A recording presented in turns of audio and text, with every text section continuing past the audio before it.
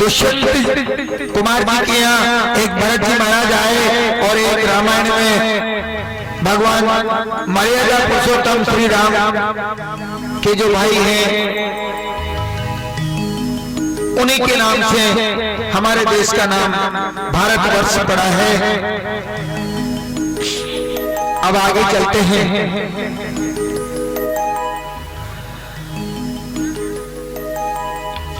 माला का जाप करते हुए, लेकिन जब आगे चल करके जा रहे हैं महाराज, तो देखो यहाँ एक ऐसा दृश्य है कि जो हिरण था,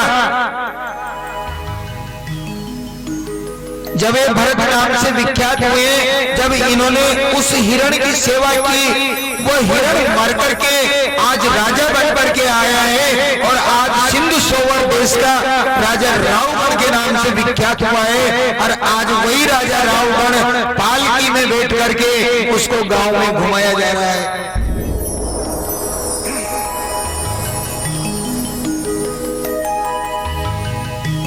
ये चल रहे हैं आगे आगे, पालकी आ रही है। किसी ने बोल दिया कि महाराज मैं पालकी चला रहा हूँ, लेकिन मेरा कंधा दर्द करता है, क्यों नहीं, ये बाबा जी मोटा है, अच्छा हट्टा कट्टा है, तो इसी को इसमें जोड़ दिया जाए और उसी में उसको जोड़ दिया महाराज।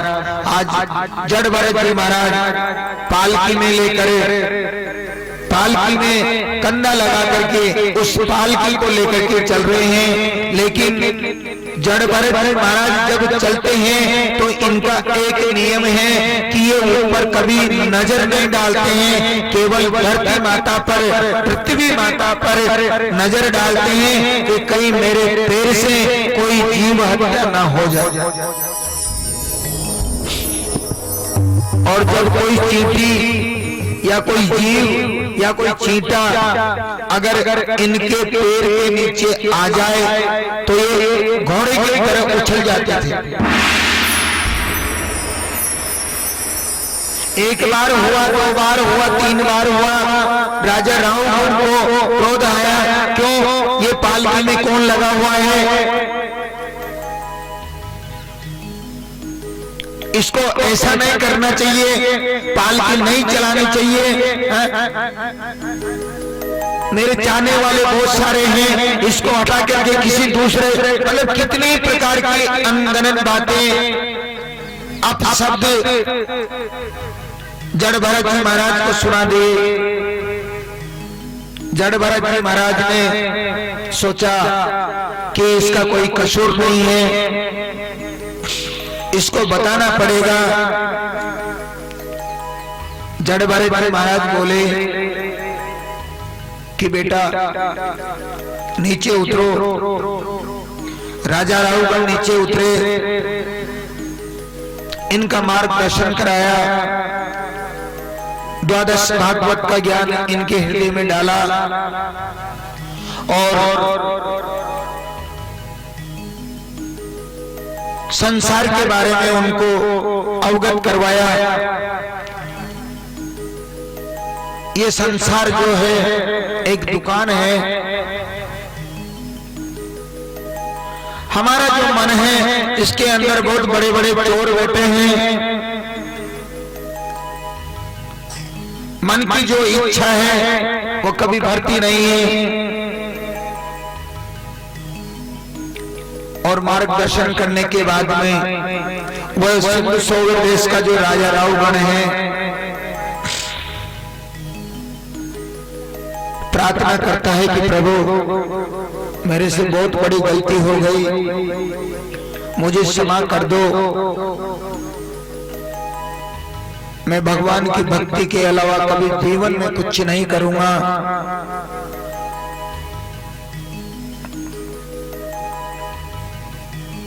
और जड़ भरत जी महाराज ने आशीर्वाद दिया और सिंधु सोवर देश का राजा रावगण आज यमुना जी के किनारे जाकर के भगवान की भजन करता है। अरे जीवन है तेरे, परीक्षित जी महाराज से कहते हैं कि देखो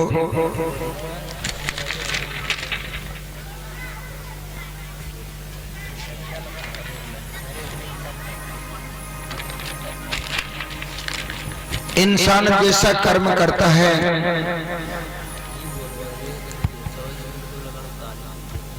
उसको वैसा ही भोगना पड़ता है।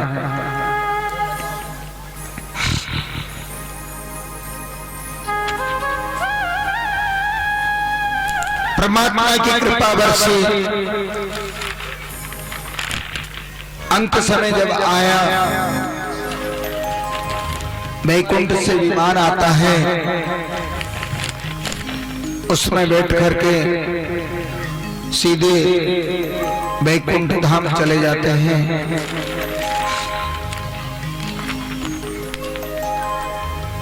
लेकिन राजन,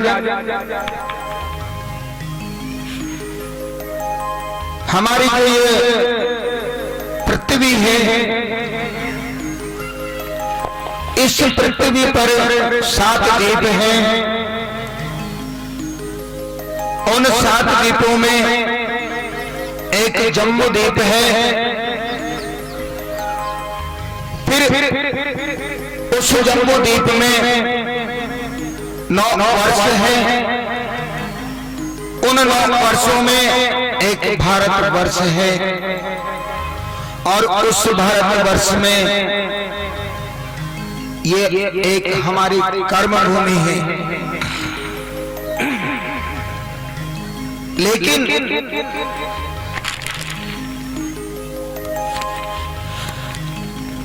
हमारी मातृभूमि से 99,000 योजन की दूरी पर दक्षिण दिशा में 28 प्रकार के नरक हैं। नरकों का वर्णन किया।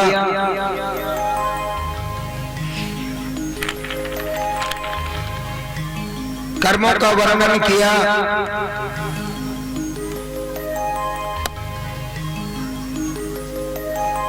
पतिव्रत प्राणी स्त्री के धर्म के बारे में बताया।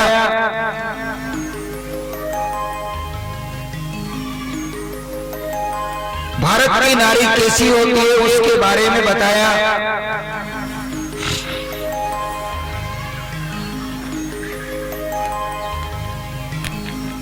समस्त प्रकार का ज्ञान श्री सुखदेव भगवान ने परीक्षित जी महाराज को सुनाया।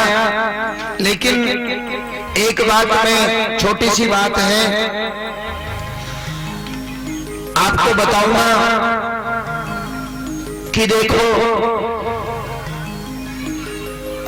अगर अनजाने में जब तक हमें ज्ञान नहीं है और हमसे अगर कोई भूल हो जाती है बड़ी, तो भगवान एक बार उसको भी माफ करता है। लेकिन वह समय केवल एक बार का है, दूसरी बार का नहीं।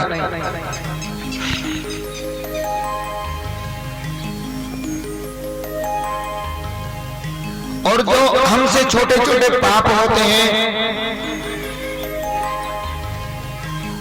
जैसे कि झाड़ू निकालते हैं, लकड़ी जलाते हैं, कंडे जलाते हैं, पैदल चलते हैं, तो ये छोटे छोटे जो पाप हैं, इन पापों के बारे में वर्णन करते हैं कि इससे मुक्ति कैसे मिलेगी। और एक गृहस्थी जीवन जो होता है, जिसका एक परिवार होता है, उनको ये काम जरूर करना चाहिए।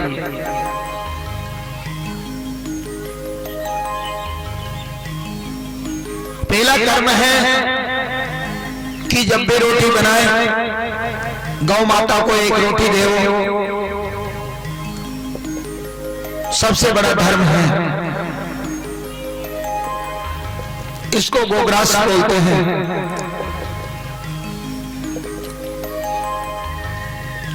ये नहीं कि रात की ठंडी 4 रोटी बची है, उठा के गौ माता को दे दी। और फर्स्ट रोटी का मतलब ये भी नहीं कि पंडित जी ने फर्स्ट रोटी का नाम लिया है, क्योंकि हमेशा फर्स्ट रोटी जो होती है ना, प्रथम रोटी जो होती है ना, वो कभी अच्छी नहीं बनती है। अपुटी हो जाओ। दूसरी रोटी बने अच्छी बने, तीसरी रोटी बने अच्छी बने तो गौ माता को दो, थोड़ा घी लगाओ। घी नहीं है कोई बात नहीं है, जैसे तुम खाते हो वैसा थोड़ा गुड़ रखो। जिसके घर में रोज स्नान करने के बाद में भोजन तैयार होता है, रोज ठाकुर जी के भोग लगाओ, तुलसी पत्र उसमें चढ़ाओ।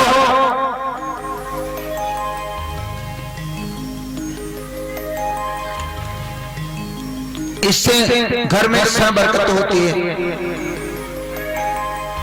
एक छोटी सी बात है, कल या परसों या हम हमारे जाने के बाद में सवेरे सो के उठना, मुंह भी मत धोना, मंजन भी मत करना, फ्रेश होने भी मत जाना, भोजन कर लेना। 8 रोटी खाओगे करके देख लेना, कल ही शाम को मेरे को बता देना, बोली परसों के दिन बता देना।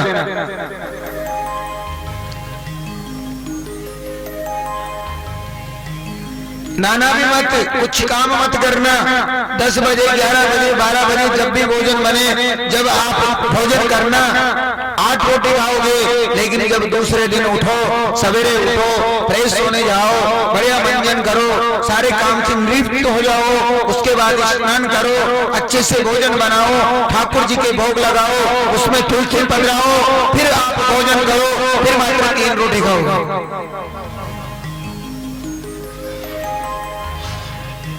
और करके देख लेना। ये नहीं है कि पंडित जी कह रहे हैं चले गए, कोई दिक्कत नहीं है, कहते मैं कभी झूठी बात कभी नहीं बोलूंगा मैं यहाँ से। ये व्यास मंच है, एक ऐसा मंच है यहाँ पर अनगलत बातें, झूठी बातें कभी नहीं बोली जाती है। जो शास्त्र युक्त है, जो मानस में जो बात है, जो श्रीमद् भागवत कथा के अंदर है, वही बात मैं मात्र आपसे करता हूँ। समय का अभाव है, नहीं तो मेरे पास जो कथा है मैं दिन रात भी तुम्हें कथा सुनाऊं, तब भी कथा का कोई अंत नहीं। आप अगर 12 बजे से पहले अगर यहाँ पर आ जाओ तो हम आप लोगों को जल्दी कथा प्रारंभ कर दें। कथा भी 1 बजे प्रारंभ करते हैं। कल से जल्दी आना थोड़ा। दूसरा धर्म ये बनता है कि आपके घर में भगवान ने सब कुछ दिया है, मान लीजिए आप दान करो। आपके घर कोई भी ब्राह्मण आता है, आप उसको भोजन करवाओ, लेकिन एक मर्यादा ये भी कहती है कि जब भी घर में ब्राह्मण आए और उसको जब तुम भोजन करवाते हो तो उसको कुछ 1 रुपया 2 रुपया 1.25 रुपया या कुछ भी नहीं तो मुट्ठी 2 मुट्ठी अनाज ही रख दो, ताकि वो एक दक्षिणा के रूप में हो जाए। बिना दक्षिणा के कभी भोजन नहीं करवाना चाहिए। कर तुम ये भी नहीं कर पाते हो, कोई बात नहीं, हम भोजन करवाने के इतने बड़े भी नहीं है महाराज की भोजन करवाएं। तो आप चींटियों को, जो चींटी चुका बोलते हैं, थोड़ा घी डाल करके, थोड़े आटे में घी डाल दो और घी डाल करके उसमें थोड़ा शक्कर मिला लो, मिश्री मिला लो, शक्कर का बोरा मिला लो और कहीं भी ले जाकर के उसको डाल दो, तो बहुत बड़ा भंडारा हो जाएगा तुम्हारा। इतना बड़ा हो जाएगा कि हजारों करोड़ों चींटियां उसके अंदर आएगी, तो बहुत बड़ा भंडारा, बहुत बड़ा पुण्य मिलेगा। तुम अगर ऐसा भी नहीं कर सकते कि महाराज हमारे तो घर में शक्कर भी नहीं है, तो अगर मोहल्ले में किसी के यहाँ कोका आए ना तो वहां पर चले जाना, 5 बतासे तो मिल जाएंगे। अगर 1 महीने में 1 कोका आए तो 5 बतासे मिले ना, तो आटे में उसी को डाल करके उसी को चींटियों को डाल देना, तब भी बढ़िया बढ़िया मिलेगा। और अगर बड़े आदमी हैं, धन संपत्ति भगवान ने सब कुछ दिए, तो तेरा तुझको अर्पण क्या लागे मेरा। एक बढ़िया नारियल लेना, उसमें घी भरना, फुल शक्कर भरना, पीपल का पेड़ देखना, बरगद का पेड़ देखना, वहां गड्ढा खोदना और उसमें थोड़ी प्यार डाल देना, फिर आप देखना 1 महीने भर बाद में उसको समस्त जीव उसमें अंदर ही अंदर खा जाएंगे। तो ये सबसे बड़ा, इतना बड़ा कि तुमने जैसे कि 100 यज्ञ करवाए हो।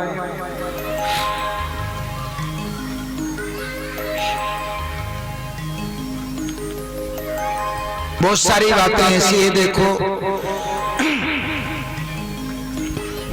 आगे चल करके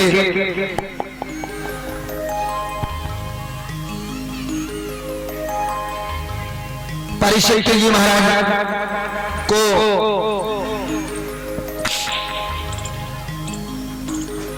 बता रहे हैं कि अपने जीवन में जो अपने बच्चे होते हैं उनका जन्मदिन कैसे मनाते हैं।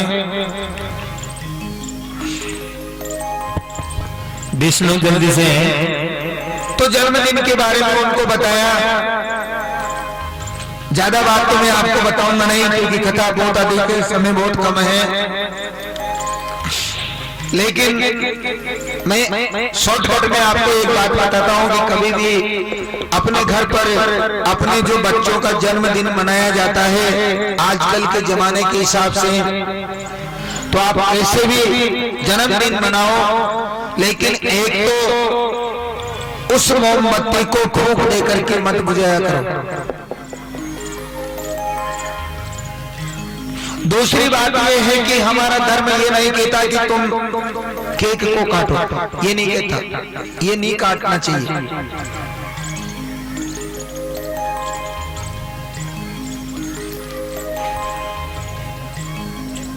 क्योंकि जन्मदिन तुम क्यों मनाते हो? जन्मदिन इसलिए मनाते हो कि हमारा जो बेटा है ये बड़ा हो करके तरक्की करे, इसके जीवन में प्रकाश आए, इसका जीवन धन्य हो जाए, ये बड़ा अधिकारी बने।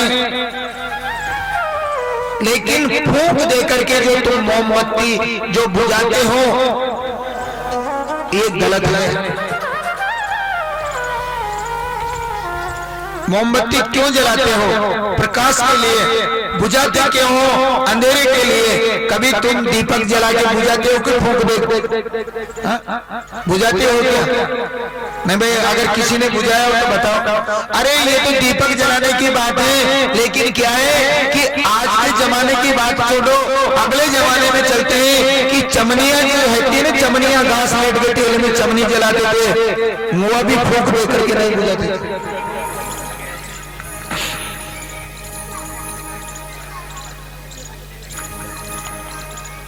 नहीं बुझाना चाहिए। जलाओ दिए पर रहे ध्यान इतना, जलाओ दिए पर रहे ध्यान इतना कि धरा पर अंधेरे न हो पाए।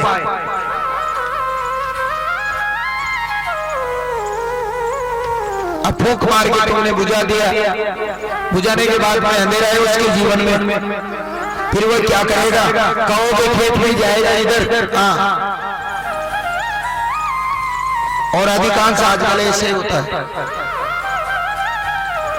बहुत सारे ऐसे उदाहरण देखने को मिलते हैं महाराज। हमारे मन में भी शांति तभी आती है कि आज किसी भी प्रकार से, किसी के भी माध्यम से अगर कोई भी बात किसी भी इंसान तक अगर पहुंचती है और क्रम से वो अगर उसमें चलता है, हमें बहुत खुशी होती है। हमारा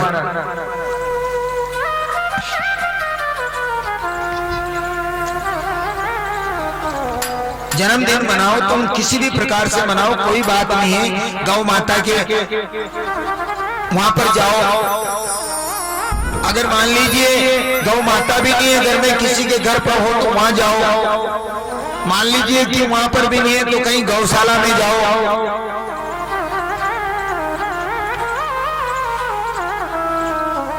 कभी तुम्हारे छोटे छोटे बच्चे होते हैं,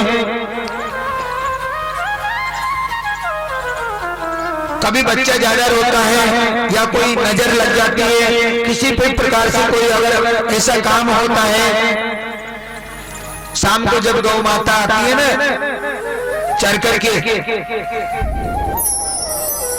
जिसको उस समय बोलते हैं गोधूली, उस समय गौ माता के जो आगे वाले जो चरण होते हैं थोड़ी दूर लेकर के तिलक लगा दो और गौ माता की पूंछ को मात्र 7 बार घुमा दो, जिसमें तुम्हारे बच्चों की नजर उतर जाएगी। गौ माता के वहां पर जाओ, उनको चारा खिलाओ, और ज्यादा अगर बड़े आदमी हैं कुछ दलिया ले जाओ, और भगवान ने तुम्हें अगर बहुत कुछ दिया है तो कुछ गुड़ ले जाओ, फिर खिलाओ। 33 कोटि देवता गौ माता के अंदर निवास करते हैं, क्योंकि समुद्र मंथन के समय जो कामधेनु जो निकली थी वही गौ माता है।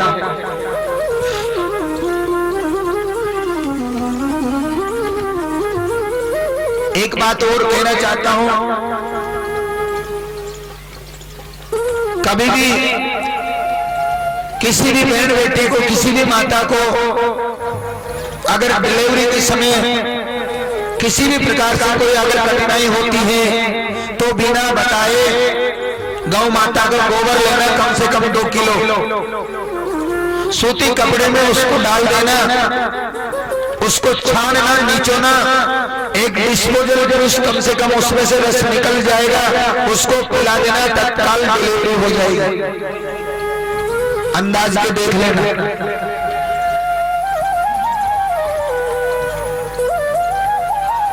आजकल कितनी बीमारियां ऐसी हैं देखो,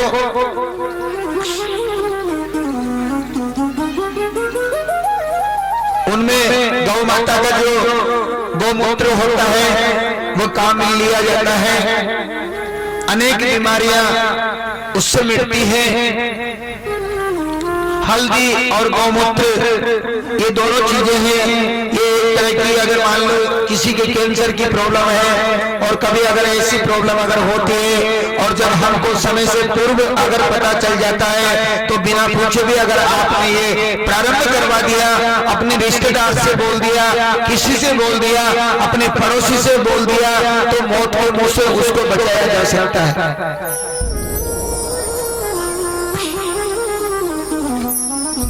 ये प्रमाणित है, गलत नहीं है।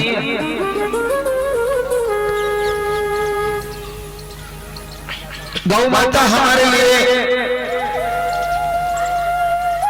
बहुत ही कार्य ऐसे हैं जिनमें गौ माता हमारा सहयोग करती है। बहुत सारी दवाइयां ऐसी है जिसमें गौ माता के जितने भी, जैसे कि गौमूत्र है, गोबर है, आज अगर गौ माता ना हो तो हमें गोबर भी नहीं मिलेगा। गौ माता अगर ना हो तो गौमूत्र भी नहीं मिलेगा। और गौ माता है ना बहुत पवित्र मानी गई है। गौ मूत्र से छींटे लगाए जाते हैं और छींटे लगाने के बाद में वो जगह पवित्र हो जाती है, होती है। तो जन्मदिन मनाओ या कुछ भी करो, आप कैसे भी मनाओ, लेकिन गौ माता के दरबार में जाना चाहिए। गौशाला में जाओ या फिर किसी के घर पे जाओ या फिर अपने घर पे हो तो वहां पर ले जाओ, बच्चे से वंदना करवाओ, पूजा करवाओ, भोग दिलवाओ और कुछ उसको खाने के लिए लेके जाओ, उससे आशीर्वाद लो, फिर आकर के अपने घर पर दीपक जलाओ, लेकिन मोमबत्ती जला करके मत जाओ।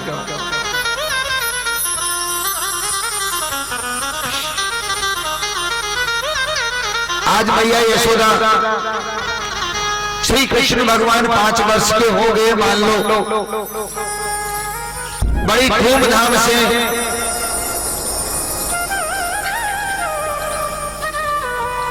श्री कृष्ण भगवान का जन्मदिन मनाते हैं।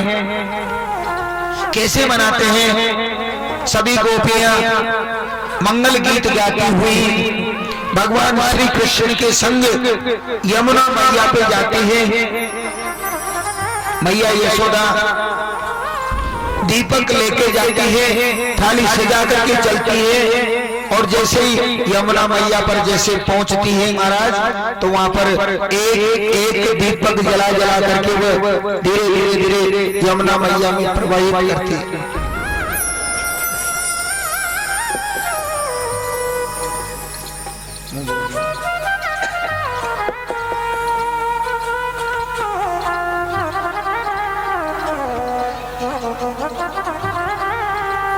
एक दीपक जलाया, यमुना मैया में प्रवाहित कर दिया, बोल दिया कि हे यमुना मैया मेरा लाल जुग जुग जिए। दूसरा दीपक जलाया, यमुना मैया में प्रवाहित किया, हे यमुना मैया मेरे लाला इतना बड़ा बन जाए, इतना धनवान बन जाए, विद्या में पारंगत हो, शक्ति में भी पारंगत हो जाए, कभी जीवन में हार न माने। यानी कि माँ की एक एक इच्छा होती है, वह अपने बच्चे के लिए परमात्मा से कुछ भी मांग सकती है।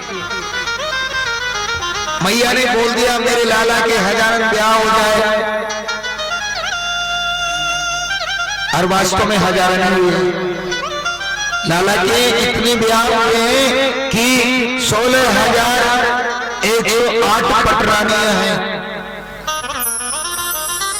लेकिन एक बात यह है कि जब मैया दीपक जला करके जब छोड़ रही थी, जब प्रवाहित कर रही थी, तो जैसे उसमें प्रवाह किया और जैसे दीपक जलता हुआ आगे की ओर बढ़ता है, तो कन्हैया मंद मंद मुस्कुरा रहे हैं, देख रहे हैं कि मैया देख कितनी बोली है, मेरा ही नाम लेकर के मेरे ही जीवन के कल्याण के लिए मेरे से ही प्रार्थना करती।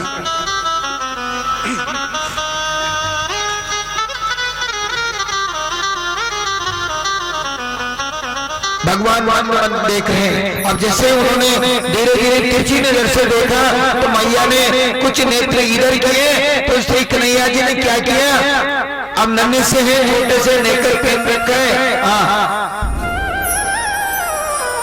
गोपियां सामने खड़ी है, थोड़े नेकर को भी ऊंचा किया और सीधे जमुना जी में उतर गए। उस दोनों को पकड़ा और किनारे लगा दिया, फिर दूसरे दोनों को पकड़ा, वो भी किनारे लगा दिया, फिर तीसरे दोनों को पकड़ा, वो भी किनारे लगा दिया।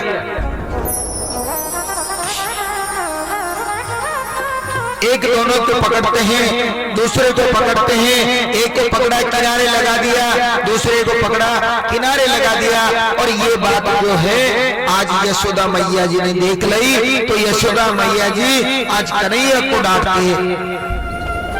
कैसे डांटती है,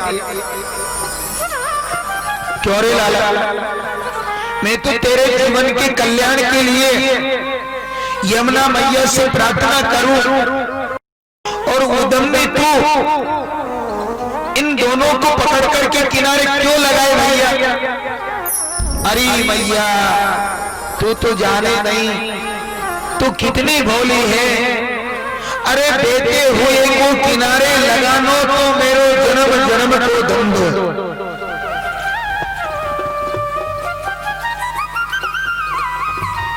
ये कौन सी बात हो गई, देते हुए को किनारे लगाने को तो मेरो जन्म जन्म को धन दोए, तो 1000 प्राणी रोज यमुना मैया में बहेंगे, तो तू किन किन को किनारे लगाए हो? तो इसका मतलब ये होता है कि भगवान कहते हैं कि एक बार अगर जो मेरे सामने आ गया मैं उसको बहने नहीं दूंगा, और जो मेरे सामने नहीं आया उसकी कोई गारंटी नहीं,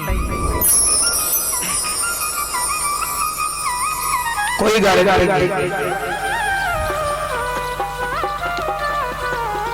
तो तू गारंटी लेगा? बिल्कुल गारंटी लूंगा।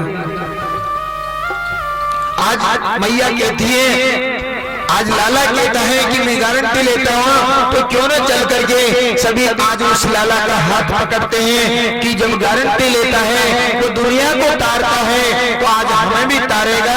अरे तारा है सारा जमाना, हो सकता श्री सुखदेव भगवान ने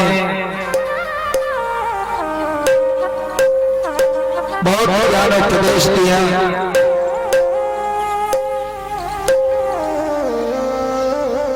गजेंद्र मोक्ष की कथा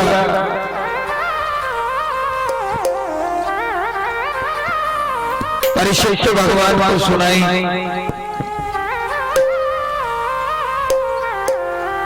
हिरण्यकश्यप की कथा, श्री प्रहलाद महाराज की कथा,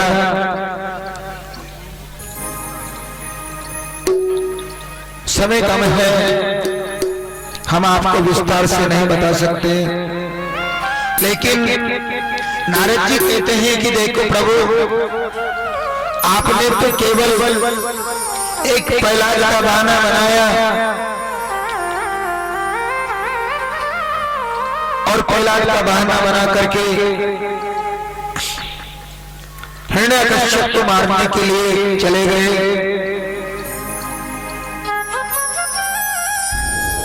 आज हिरण्यकश्यप प्रहलाद जी को मारने के लिए आते हैं। भगवान ने कृपा की, भगवान नरसिंह का अवतार लेकर के प्रभु पधारे, आशीर्वाद दिया, राज सिंहासन दिया। आगे चल करके समुद्र मंथन की कथा जो है वो सुनाई। फिर उसके बाद में भगवान राजा बलि की कथा जो है, वामन भगवान की जो कथा है, थोड़ी देर में तो बस मात्र आधे घंटे की कथा हो रही, ज्यादा नहीं है। आरती होगी फिर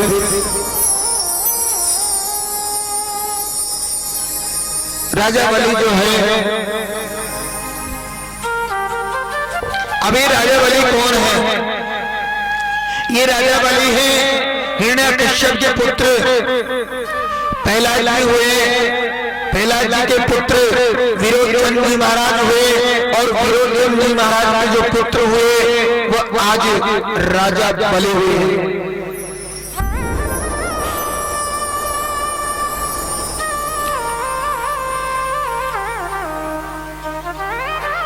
समुद्र मंथन की प्रक्रिया चली, अमृत निकला।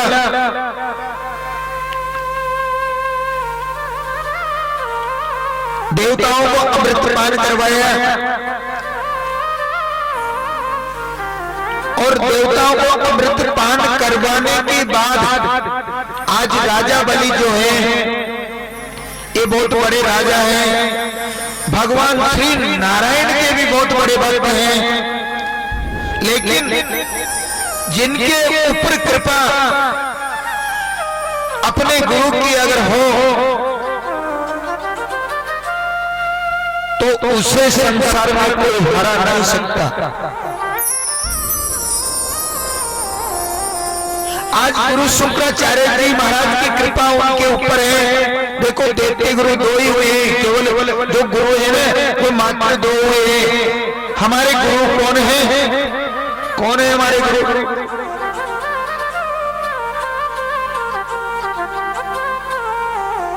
और देवतियों के गुरु कौन है? देवतियों के गुरु है शुक्राचार्य जी महाराज।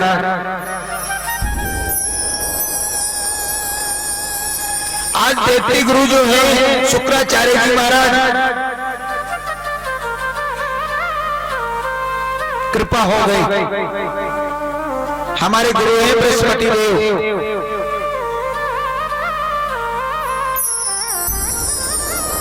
गुरु जी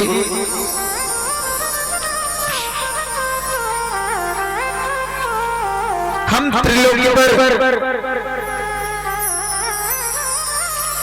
चढ़ाई करना चाहते हैं, लेकिन गुरुजी ने कह दिया कि देखो तुम त्रिलोकी पर अगर चढ़ाई करोगे तो तुम्हें कुछ नहीं मिलने वाला। क्यों? क्योंकि उन्होंने जब समुद्र मंथन किया है तो भगवान नारायण ने सबको अमृत पान करवा दिया, वो अमर हो गए, तुम उनका कुछ नहीं बिगाड़ सकते। तो गुरुजी अगर आपकी कृपा हो तो फिर कुछ नहीं बिगाड़ सकते हैं तो कोई बात नहीं, उनको बंदी तो बना सकते। और आज यही बात उनके साथ हुई। आक्रमण बोल दिया और जैसे महाराज आक्रमण किया तो त्रिलोकी को अपने कब्जे में ले लिया। त्राहिमाम सभी देवता श्री भगवान नारायण के पास गए, भगवान से प्रार्थना की। भगवान ने कहा कि देखो तुम्हें अमृत पान करवा दिया, फिर कौन सा संकट आ गया। ज्ञान की अनुभूति करवाई, नारायण समझ गए। फिर भगवान स्वयं नारायण कश्यप जी महाराज के यहाँ आज माता आदित्य के यहाँ पुत्र के रूप में जन्म लेकर के पधारते हैं। जानकी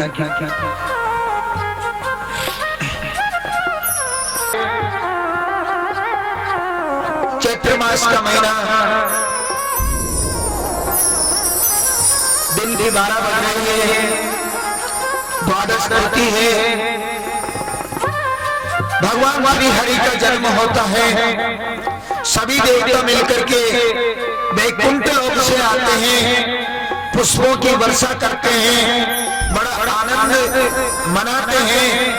लेकिन भगवान ने एक बात ये कही थी कि देखो मैं राजा बलि से युद्ध नहीं कर सकता क्योंकि वो मेरा भक्त है, लेकिन मैं कैसे न कैसे करके तुम्हें त्रिलोकी की दीक्षा ला करके दे दूंगा, चाहे मुझे वह कैसे भी लेनी पड़े, लेकिन मैं युद्ध नहीं करूंगा।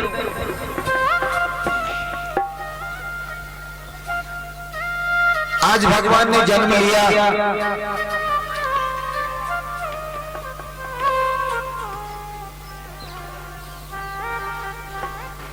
माता के यहाँ, और जैसे ही माता आदित्य के यहाँ कश्यप जी महाराज के घर, श्री ब्राह्मण के घर भगवान वामन के रूप में पधारे हैं।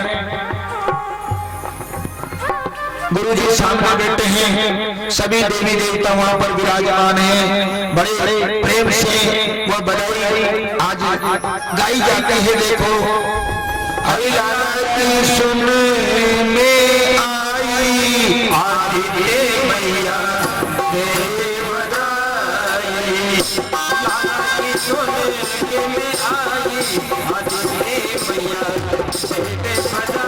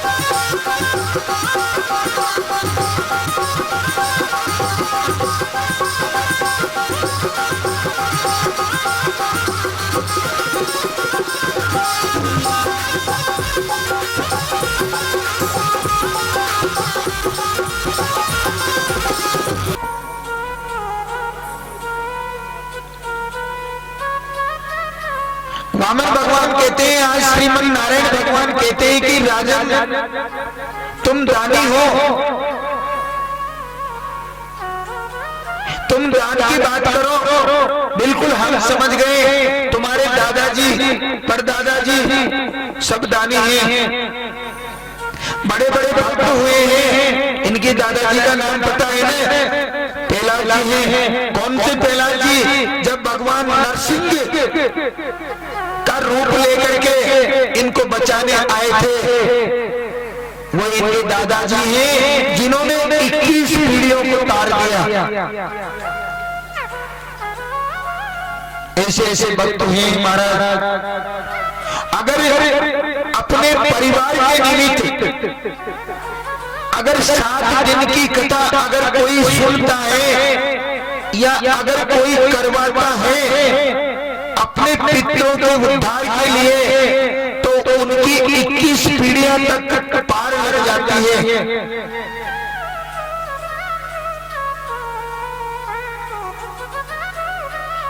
लेकिन महाराज आजकल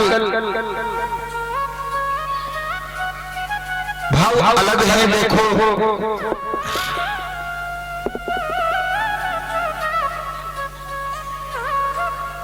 कुछ मांगो, तुम्हें मांगना पड़ेगा। आप दानी हैं, आपके दादाजी जो है परदादाजी जो है ये सब दानी हुए हैं। आप दान की बात करो, अच्छी नहीं, कोई बात नहीं है महाराज। मैं एक ब्राह्मण की कन्या से तुम्हारा विवाह करवा दूं। आज नारायण भगवान कहते हैं कि तुम मेरा विवाह करवा दोगे, पेट कैसे भरूंगा? मैं तो ब्राह्मण हूं, मैं तुम्हें रुपया रोकड़ा दुनिया भर का सब कुछ दे दूंगा।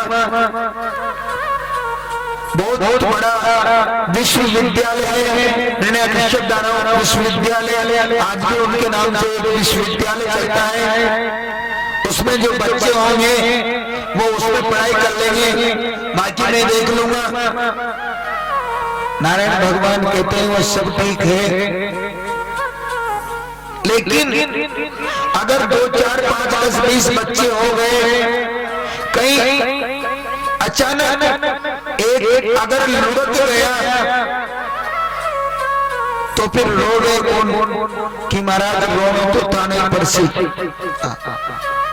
आज राजा बलि कहता है कि महाराज रोना तो थाने पर से, क्योंकि पुत्र तुम्हारा है। तो भगवान नारायण कहते हैं कि इसीलिए तो मैं कह रहा हूं कि मुझे रोना नहीं आता, इसलिए मैं कुछ नहीं कर सकता, ना कुछ ले सकता। प्रभु अगर आप कुछ नहीं लेंगे तो मेरा धर्म नष्ट हो जाएगा, मर्यादा खत्म हो जाएगी, लेना तो कुछ पड़ेगा। फिर भगवान नारायण ने सोचा कि हाँ धीरे धीरे लाइन पर रुक। हाँ, तो भगवान नारायण कहते हैं कि ठीक है, हम सोचते हैं क्या लेंगे क्या नहीं लेंगे। आंख बंद की, थोड़ी देर भगवान की माला का जाप किया, प्रभु का नाम लिया, फिर कहने लगे कि राजा तुम देना चाहते हो ना, तो एक काम करो,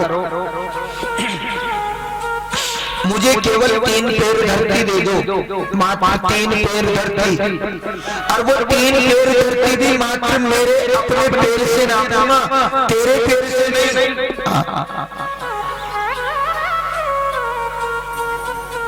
मात्र 3 पैर धरती, क्योंकि 3 पैर धरती लेने से एक तो मेरे पास अधिक जमीन आएगी नहीं, दूसरी बात तुम्हारी मर्यादा भी रह जाएगी, तुम्हारा धर्म भी नष्ट नहीं होगा, और तुम्हें देने में भी पान नहीं आएगा।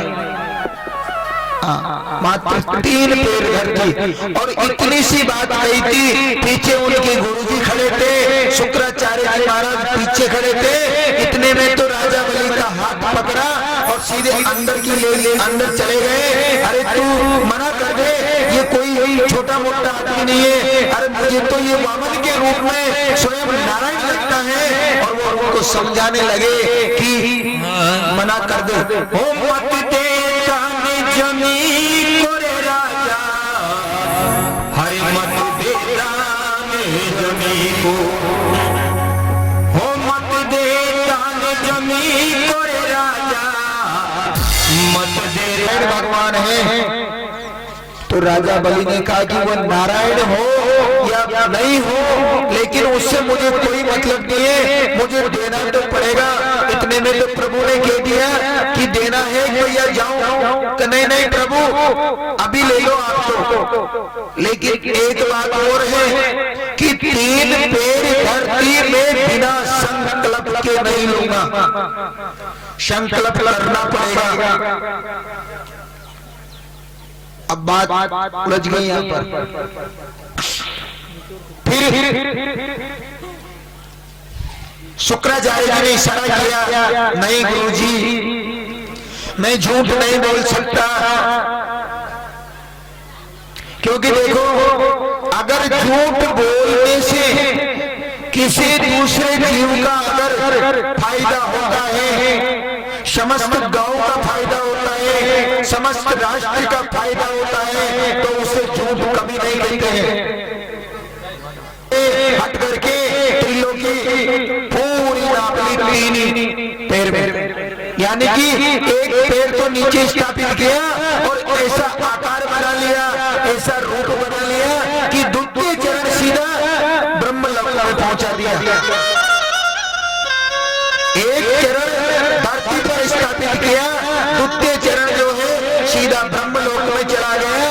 वहां ब्रह्मा जी बैठे हैं। ब्रह्मा जी ने सोचा कि ये मेरे पिताश्री का चरण है, उन्होंने उस चरण को धोया, धो करके कमंडल में रख लिया, और वही कमंडल में जो जल रखा है वह गंगा मैया के रूप में आगे उसकी कथा आएगी। हम कल उस कथा को भी आपको सुनाएंगे।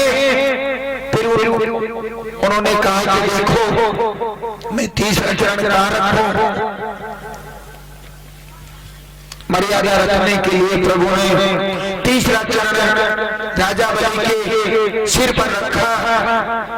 भगवान प्रसन्न हो गए, स्वयं भगवान समझ गए कि ये मेरा बहुत बड़ा भक्त है, उसको सुतल लोक का राज्य दिया। फिर उससे कहा कि देखो मैंने अपनी तरफ से दे दिया, तुम आप जो चाहो वो मांग सकते हो। तो फिर भगवान ने एक ही बात मांगी कि देखो प्रभु अगर आपको देना है तो केवल मुझे एक वरदान दे दो कि जब भी मैं अंदर जाऊं, जब भी मैं बाहर निकलूं, तो आप मुझे यहाँ दरवाजे पर खड़े रहिए। तो फिर भगवान ने वहां पर खड़े होने का नाटक किया। भगवान स्वयं ने वहां पर अपना एक रूप बनाया और दरमियान बन करके वो वहां पर खड़े रहे। हमेशा जब भी वो अंदर जाते, पहले भगवान नारायण के दर्शन होते, तब बाहर निकलते थे तो तब भी भगवान नारायण के दर्शन होते थे, और भगवान का रूप धारण कर माता लक्ष्मी के संग फिर वैकुंठ में पधारे। और आज के जो मुख्य यजमान हैं वो यहाँ पर आए।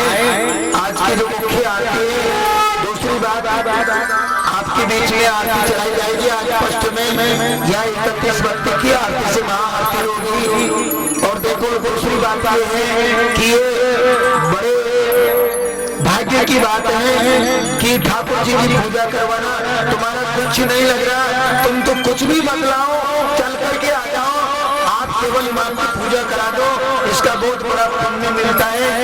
अगर 4 भी रोज के होंगे, 5 भी होंगे, 10 भी होंगे, तो हम सबकी पूजा करवाएंगे। ऐसा मौका बार बार नहीं मिलेगा,